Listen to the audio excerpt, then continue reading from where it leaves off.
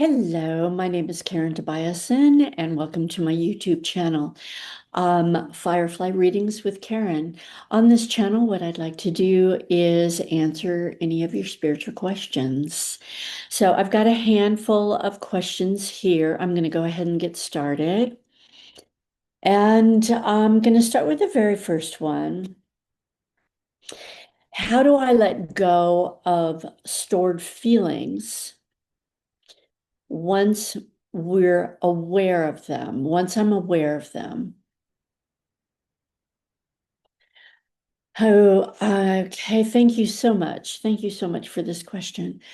Um, I'm going to start right at the beginning. So we create our world through our emotions, through our feelings.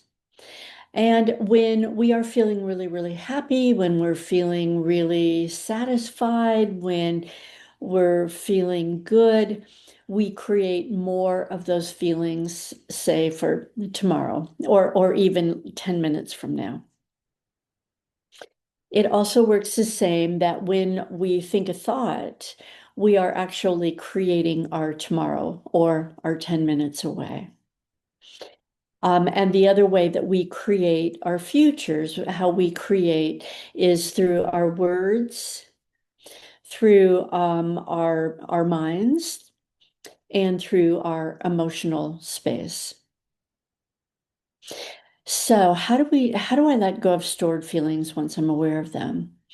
So once you are, I'm assuming that this is something that you are not wanting to repeat. You do not want it to continue coming back around um, at all. And so what my guides have taught me to do is we are everything sent back to the light must go. And oftentimes, these feelings and, habits, patterns, beliefs, feelings also just kind of are attracted to us, which is fine. But if we are aware, we feel like we've stored them, we're ready to let them go. All that you need to do is like, aha, thank you. Thank you for showing me these stored feelings that I no longer want to bring forward in my creation of tomorrow. And I'm just going to send those right back to the light. So I command all of these stored feelings go back to the light to be transmuted back to love and light. And thank you, thank you, thank you. So this works with any feelings you have. If you have any thoughts that just keep circling around, if you don't like them, go ahead and just command that they go back to the light. And if you are able to actually do it, some of them are, pretty intense. If you're able to, I'd love to convince you to use this opportunity to use it as a launch board to replace what you're sending into the light into how you actually want to feel. And that might be as simple as, without having a specific. So I'm going to send this feeling back to the light. And here's how I want to feel. I want to feel safer. I want to feel more protected.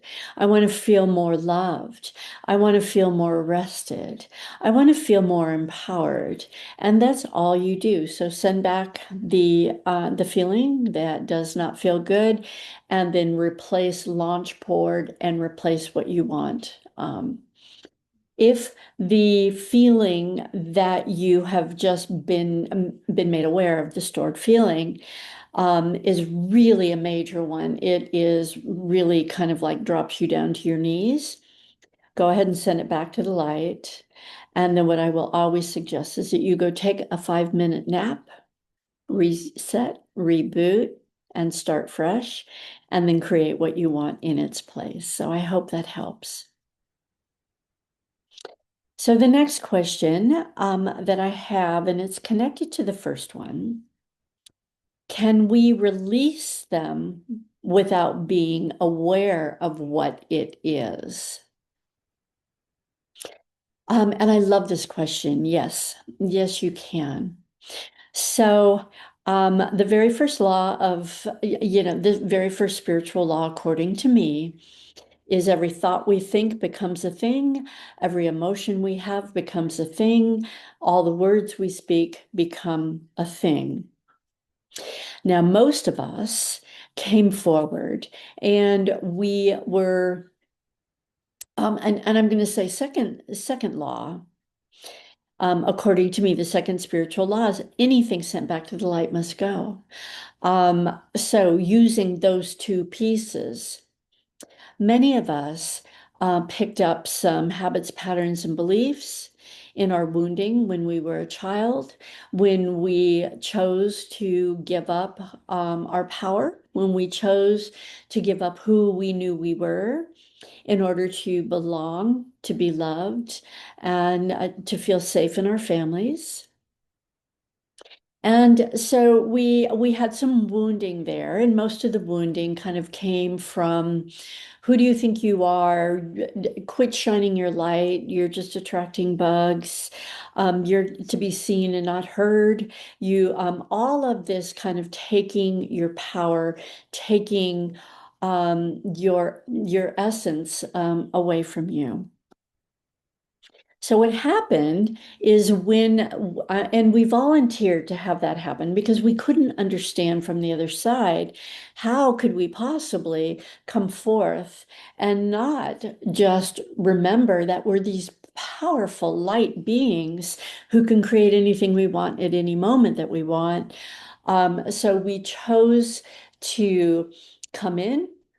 We were enlightened, we ascended, we woke up, and then, after about 2 years, the wounding took place where we forgot who we are, we forgot our power, and we started identifying with that in which we weren't. During this time, we also made hair-triggered decisions based on our wounding. And so what happens is, the very first time we were told, who do you think you are? You're not all that. So you go sit and be quiet. And so the next thing that then happened is the next time somebody said, oh, hey, do you want to take a leadership role? We're going to play this childhood game. Do you want to be the leader? And we might have like, no, I don't, no, you do it. And might have created our own version of I'm not good enough. And the way that I like to do it is, and it was just a thought, it was our words, it was an emotion, I'm not feeling good enough. And when we did that, we created a scrim that kind of laid right over our auric field. And what that scrim kind of did is we created a lot of scrims on who do you think you are, and you're not all that powerful, and you don't know what you think you know, and all of these kind of scrims. And then as we were moving forward in life, we made decisions, we made hair trigger decisions based on these belief systems that we had laid over our auric field so that we're not clear to see our truth. So yes, we can release them without being aware of them. And what my guides like to refer to is, so we've got these scrims, and we are an accumulation of every decision that we make. And yet the rub is that because of our wounding, probably 80 to 90% of our decision making is automatic, where it's hair trigger automatic, and we are making decisions based on the wounding over and over, and I probably aren't even aware of it. So how do we start making wiser decisions? How do we start removing what these icky, sticky, spooky wookies are that are laying over our auric field that we are not able to actually see clearly through them, number one. Number two, we respond just in trauma. So, using the very first law of spirituality, according to me, everything sent back to the light must go. So, when you wake up in the morning, or it doesn't matter when you do it, or when you sit down to go do a meditation, or you go out to do a walking meditation, or you're just getting quiet, what my guides recommend that you do is just I ask that every scrim that has been created that is forcing you to make hair trigger decisions based on who you used to be, not who you are today, not who you're going to be tomorrow. Just ask your team to lift all those scrims off of your auric field, send them back to the light to be transmuted back to love and light. Take a deep breath in and just know that they've just lifted some things, they've sent them back to the light, and you will have an epiphany as to what they are. And you will have a major, major healing so that you're not just making the same decision over and over and wondering why you're getting the same result over and over. They want me to describe to you what I saw the very first time my guides gave this to me. As I had just woken up, they said, "Don't open your eyes yet. What we want you to do is ask that the scrims that are preventing you to respond to a more empowered decision making as to who you are today and who you are becoming tomorrow, ask for those scrims to be released, lifted, released, and sent back to the light." The 4-second little process. And when I opened up my eyes, what I witnessed is I saw a screen in front of me. It looked like a kind of a glass kind of piece, and it was cut in three pieces. It was in thirds. So the bottom third, I literally watched it crumble and fall away. It looked like a windshield that had just gotten cracked and it just fell away. And I moved my eyesight up to the middle ring, whatever I want to call that, the middle panel. And it looked like it had syrup on it or honey, or it was melting and it was kind of brownish and it was kind of melting and it melted to complete clear glass. And up above on the top third tier, I literally saw light coming in a way I have never seen light quite that bright. And what I became very, very aware of is that I had been looking through life, through my wounding, through what I had picked up and just accepted when I was younger, rather than what was real. And so I could see that there was a tree, that there was a walnut tree out in the field, but I couldn't see the walnuts and I couldn't see the details of the leaves and I couldn't see the squirrels and the flowers on the ground. I just saw kind of a form and I was responding to that form based on old habit patterns and beliefs. So Yes, you don't have to be aware of anything, whether or not it is an emotion, whether or not it's a thought form, whether or not it's a habit, pattern, or belief that no longer serves you. Just invoke the very, know that you are recreating it just out of habit, and know that at any minute that you don't need to define it, you don't need to know what it is. All you need to do is ask your team to lift the scrims that are keeping you stuck and keeping you making decisions based on who you were as a wounded child versus who you are today and who you are becoming tomorrow, as empowered. So I hope that helps. Um, Thank you. I have another question. What can we expect in January 2026? Oh, so much. Let me just kind of take that segment of time. What we can expect, and we have already started feeling it, kind of mid-December. We will feel it all the way through January, and we're going to feel it and experience it until I'm going to say mid-February.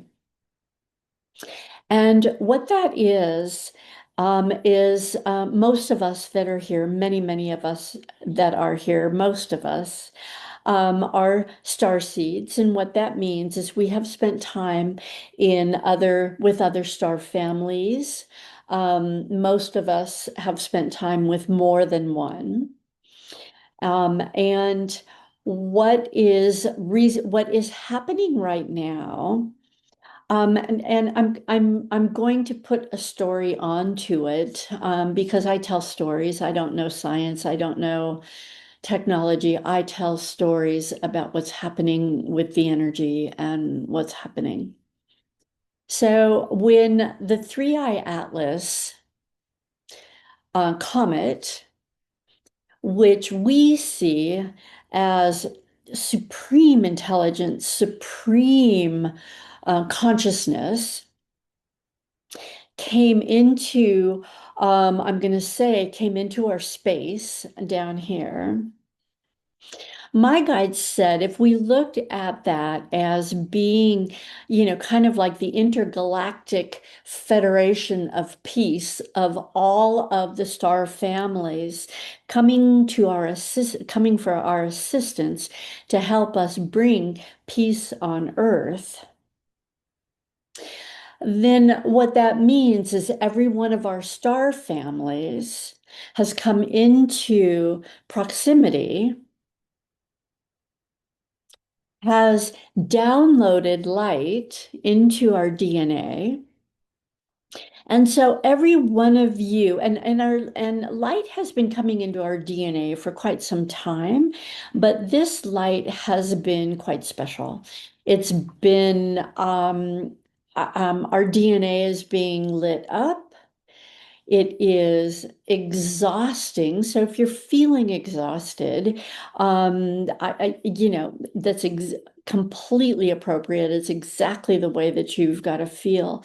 Not because your soul cannot handle the light, but your physical body, which is at a higher density, has a harder time with it. So nap and rest and take gentle, loving care and allow your body to adapt to your DNA getting lit up in a very magical way.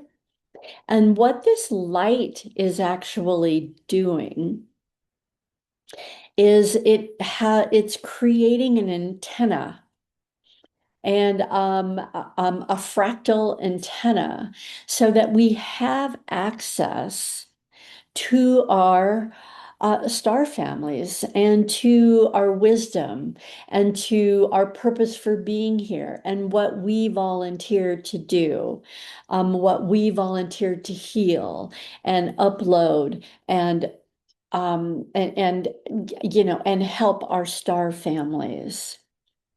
And so I think that the greatest thing most obvious thing that's going to be happening in January 2026 is an increased awareness of other. Our psychic abilities are coming online in a really beautiful way.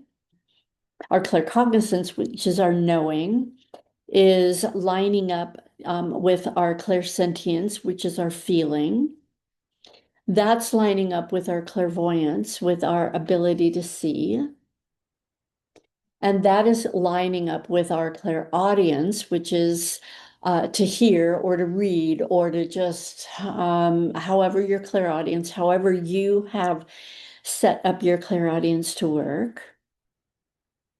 And also with your clair, what is it called? With smelling and tasting and any other kind of special things. So most of us are going to find that we're having downloads and that we feel like we're in more participatory conversation with our guides, our angels, the ascended masters, the archangels, God, source, all there is.